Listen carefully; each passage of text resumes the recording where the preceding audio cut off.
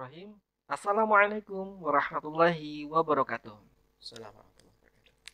Bertemu lagi bareng saya Randy dalam Salima Podcast program Mahar Madrasah Keluarga. Karena membangun keluarga butuh ilmu. Sah? Sah. Alhamdulillah. Ya, teman-teman, apa kabar? Alhamdulillah. Semoga selalu dalam perlindungan Allah Subhanahu wa taala ya. Teman-teman, kesehatannya dijaga karena sekarang lagi musim hujan ya. Apalagi belum ada yang jagain. Masya Allah. Belum ada yang jagain Ustadz ya. Belum ada satpam tuh gimana? Nah, Masya Allah. Jadi belum ada yang jagain, belum ada yang perhatiin tentang kesehatan. Jadi ya masih jaga kesehatan dan perhatiin kesehatan masing-masing nih Ustadz. Iya. Ya, seperti biasa kita udah bersama dengan Ustadz Nurul Sobah. Ustadz, apa kabar? Alhamdulillah. Atas doa orang baik-baik. Masya Allah. Mungkin salah satunya juga orang baik itu kalian ya, mudah-mudahan. Jadi hari ini kita bakal menjawab pertanyaan dari netizen Ustaz. Ya. Ya kan, buat teman-teman di rumah yang pengen bertanya tentang keluarga, yang belum berkeluarga, yang sudah berkeluarga juga boleh bertanya. Bagaimana cara tanyanya? Cara tanyanya kunjungi Instagram kami di maharofficial.id. Nah, di situ di bio akan ada link yang ketika kalian klik akan diarahkan ke form untuk bertanya. Langsung aja kita ke pertanyaan Ustaz. Ya. Ini ada seorang akhwat Ustaz bertanya. Apakah salah jika saya menolak lamaran seorang ikhwan karena saya ingin fokus berdakwah bersama teman-teman? Masya Allah. Ya, jadi pengen dakwah, ada yang lamar. Nah, ini gimana Ustaz? Fokus. Berarti salah satu persepsi pertama nikah itu nanti akan mengganggu fokus gitu ya? Iya, Mungkin. bisa jadi karena kekhawatirannya di situ karena sedang fokus ingin berdakwah. Atau bisa jadi kan pemikirannya dia ketika seorang akhwat itu menikah, mungkin dia berfokus pada suaminya gitu Ustaz. Tidak lagi fokus pada dakwah. Ini gimana Ustaz? Dakwah itu maknanya nggak sempit ya, dan eh, tempat atau lahan kita berdakwah pun juga tidak terbatas. Artinya ketika kita meyakini bahwasanya justru menikah itu kita nggak bisa berdakwah, itu salah. Oh. Dalam ketika berumah tangga malah lebih luas, silaturahimnya lebih luas, juga bisa lebih lebih nyaman tentunya. Ketika sama di depan dengan siapa kita menikah. Betul. Iya, kalau tidak sefrekuensi ya maka pasti akan sulit, berat.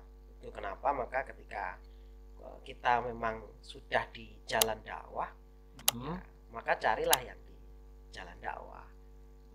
Maka saya sering bilang kalau teman-teman itu ngaji halakoh atau kajian, ya kalau kita di kajian orang saya itu banyak kajian ibu-ibu ya, sering saya bilang ya besanan yuk gitu ya. Kalau sama teman-teman ya siapa tahu ada yang punya kakak, punya adik, nggak usah jauh-jauh dari orang kita aja.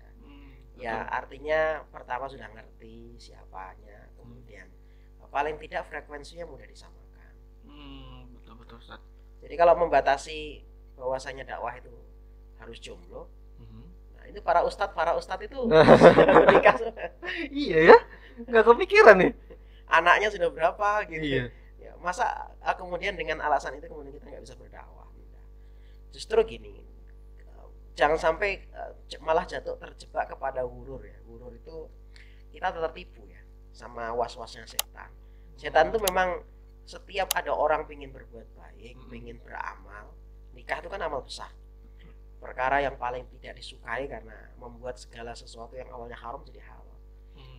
Makanya dia itu apapun tuh dihalang-halangi. Setan itu sebelum orang beramal selalu nakut-nakuti orang mau berinfak, ditakut-takuti miskin. Syaitan yang dikumul fakir, dia nakut-nakuti kefakiran, nanti uang belanja nggak cukup lah. Sama orang nikah, nanti kamu ribet loh, apalagi kalau sudah punya anak, alah susah nggak bisa kemana-mana.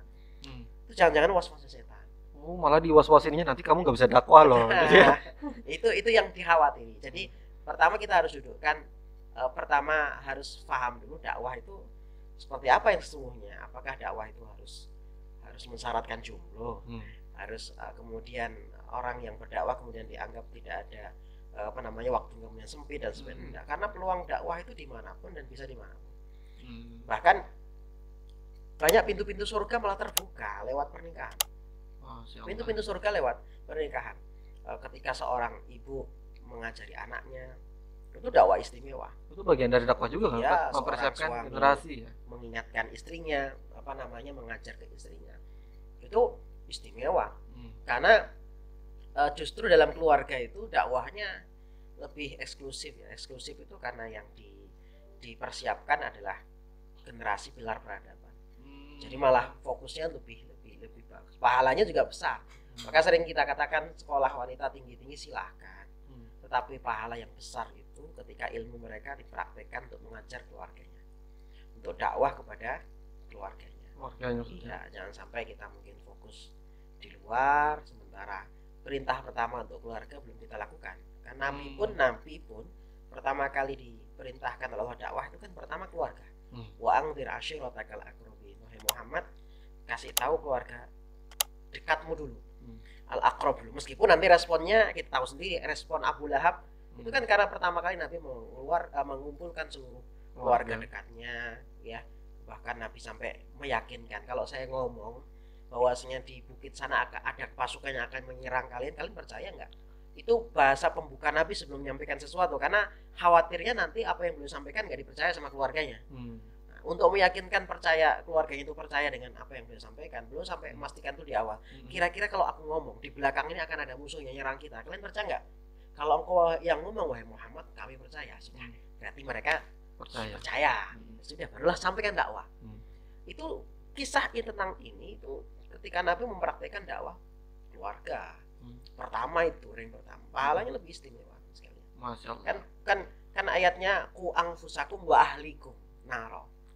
Jaga dirimu dan keluargamu dari api neraka. Itu yang dia. Ini bisa dilihat ya. Masya Allah. Luar biasa. Itu wakaf hamba Allah dari Jakarta itu ya. Mantap. Ya, mudah-mudahan lihat podcast ini. Jadi memang pertama harus dikelirkan dulu Ustaz ya, bahwa makna dari dakwah itu luas sekali yang tidak terhalangi oleh pernikahan Ustaz ya. Bahkan mungkin keberkahannya pahalanya jauh lebih besar ketika kita mempersiapkan dari keluarga kita sendiri. Yang penting dengan siapa, ya. Jadi itu pastikan sefrekuensi tadi. Catatannya itu. Sefrekuensi malah bagus, lebih kuat, lebih dakwah itu lebih teratur, satunya saling melengkapi. Bukankah banyak yang kita ambil teladan, banyaklah guru-guru kita yang akhirnya sefrekuensi malah lebih melejit dakwahnya. Saling mensupport, saling mendukung. Jadi ya tadi itu. Kalau memang pengen dua-duanya bisa jalan dan dua-duanya adalah ibadah besar, ya, nah, makanya jangan sampai kita justru malah menunda, khawatir itu diwaswasi oleh setan, suruh dakwah malah suruh nunda sebuah kebaikan, jatuhnya malah dakwahnya bisa bermasalah malah, ya, karena belum ada yang gandeng, belum ada yang jaga. Dakwah itu fitanya besar loh, audiens yang didakwah itu siapa? Iya dan sebagainya itu loh. Khawatirnya kok malah itu fitnahnya lebih besar. Gitu. Jadi gini, saya garis besar dulu. Ya. Kalau ada sebuah kewajiban itu sama-sama wajib, dakwah wajib. Menikah prioritasnya kita masing-masing ngerti lah. Untuk diri kita sudah wajib atau belum, kita yang merasakan. Kalau memang posisinya sudah wajib itu ya sudah pikiran kita itu kalau dengan lawan jenis sudah mengganggu lah ceritanya. Itu mulai gelisah gitu Ustaz ya. Kemudian lihat guling itu sudah lain-lain sudah lihat. Ya, lain-lain sudah lihatnya guling. Nah, ini wajib ini. Sudah wajib nih nikahnya. Wajib. Nah, sama juga akhwat ketika melihat ikhwan sudah mulai ya ada seperti itulah. Min plus biasalah. Min plus itu pasti ada. Karena memang sunatullahnya ketertarikan.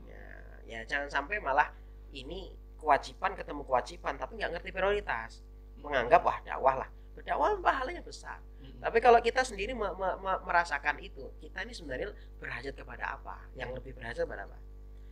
Kalau justru dengan pernikahan tapi akhirnya kita tunda, apalagi sudah datang orang yang baik, ya. Nabi mengatakan inja'akum man tardawna dinahu wa khuluquhu. Kalau ada orang yang datang kepadamu melamar, sudah baik agamanya, akhlaknya baik, ya maka suruh nikahkan.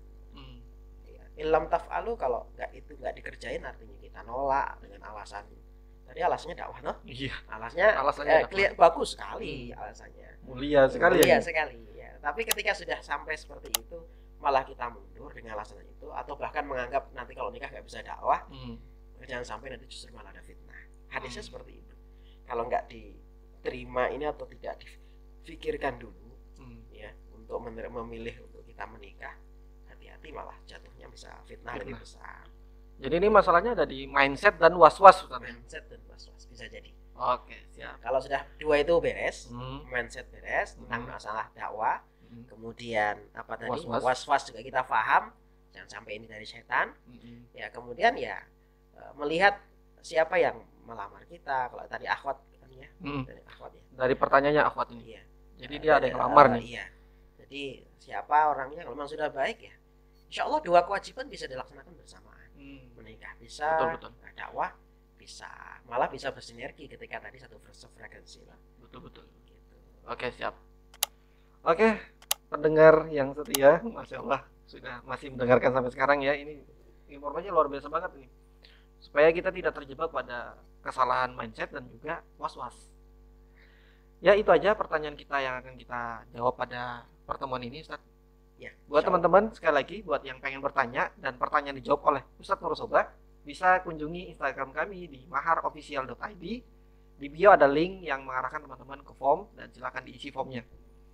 Buat kalian yang dari tadi menonton dan merasa video ini ada manfaatnya, mudah-mudahan boleh di like, share, dan subscribe, karena subscribe itu gratis.